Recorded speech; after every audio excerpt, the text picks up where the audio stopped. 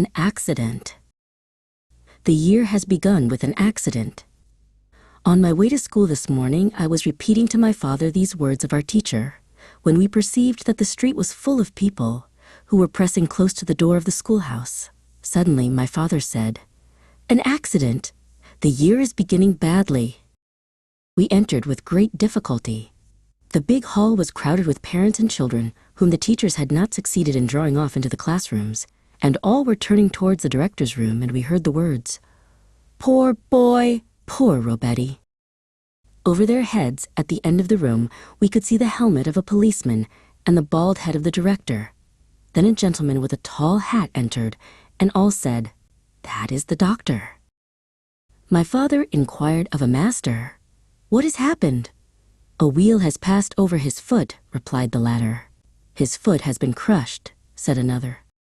He was a boy belonging to the second class, who, on his way to school through the Via Dora Grossa, seeing a little child of the lowest class, who had run away from its mother, fall down in the middle of the street, a few paces from an omnibus which was bearing down upon it, had hastened boldly forward, caught up the child, and placed it in safety. But, as he had not withdrawn his own foot quickly enough, the wheel of the omnibus had passed over it. He is the son of a captain of artillery. While we were being told this, a woman entered the big hall, like a lunatic, and forced her way through the crowd. She was Robetti's mother, who had been sent for. Another woman hastened towards her, and flung her arms about her neck with sobs. It was the mother of the baby who had been saved. Both flew into the room, and a desperate cry made itself heard, "Oh, my Giulio, my child!"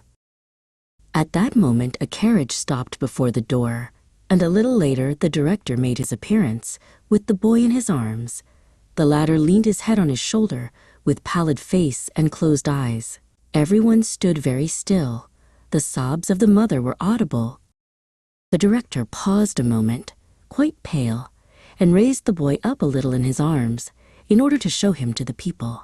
And then the masters, mistresses, parents, and boys all murmured together, "Bravo, Robetti! Bravo, poor child!" And they threw kisses to him. The mistresses and boys who were near him kissed his hands and his arms. He opened his eyes and said, "My portfolio!" The mother of the little boy whom he had saved showed it to him and said, amid her tears, "I will carry it for you, my dear little angel. I will carry it for you." And in the meantime, the mother of the wounded boy smiled as she covered her face with her hands. They went out, placed the lad comfortably in the carriage, and the carriage drove away. Then we all entered school in silence.